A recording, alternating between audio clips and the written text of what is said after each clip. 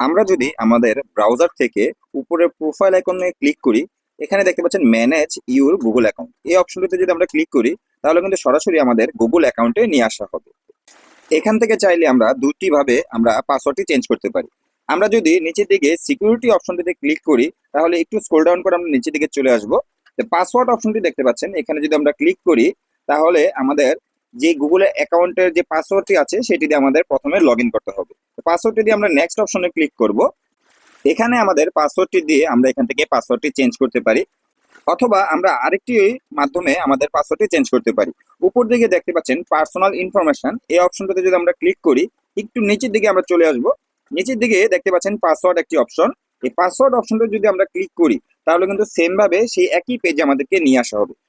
আপনার স্ট্রং পাসওয়ার্ডটি new password অপশনে আপনি দিয়ে দিবেন, তারপর নিচের দিকে কনফার্ম নিউ পাসওয়ার্ড, ঠিক সেম ভাবে সেম পাসওয়ার্ডটি আবার এখানে টাইপ করে দিবেন। এখানে আপনার পাসওয়ার্ডটি যদি দেওয়া হয়ে যায় তারপর নিচের দিকে চেঞ্জ পাসওয়ার্ড এই অপশনটিতে ক্লিক করবেন। চেঞ্জ পাসওয়ার্ড এই অপশনটিতে যদি আমরা ক্লিক করি আমাদের এই অ্যাকাউন্টটি কোন কোন ডিভাইসে লগ ইন আছে সেটি কিন্তু এখানে শো করবে। যেমন আমার এই অ্যাকাউন্টটি আমাদের দুটি মোবাইলে লগ ইন করা আছে, একটি স্যামসাং মোবাইল একটি আইফোন মোবাইলে, সেটি এখানে শো করছে। নিচের দিকে দেখতে পাচ্ছেন চেঞ্জ পাসওয়ার্ড আরেকটি অপশন, এখান থেকে আপনি এটি ক্লিক করে দিবেন। ব্যাস, ইউর জব ইজ ডান, আপনার পাসওয়ার্ডটি কিন্তু অলরেডি চেঞ্জ হয়ে গিয়েছে। তো বন্ধুরা, এভাবেই খুব সহজে আপনি আপনার পাসওয়ার্ডটি কিন্তু এখান থেকে চেঞ্জ করে নিতে পারেন। তো বন্ধুরা, ভিডিওটি কেমন লাগলো অবশ্যই আপনাদের মতামত কমেন্টস বক্সে জানাবেন। ভালো লেগে থাকলে অবশ্যই লাইক কমেন্টস এন্ড শেয়ার করতে ভুলবেন না। আজকে এই পর্যন্ত বন্ধুরা, ভালো থাকবেন, বিদায়।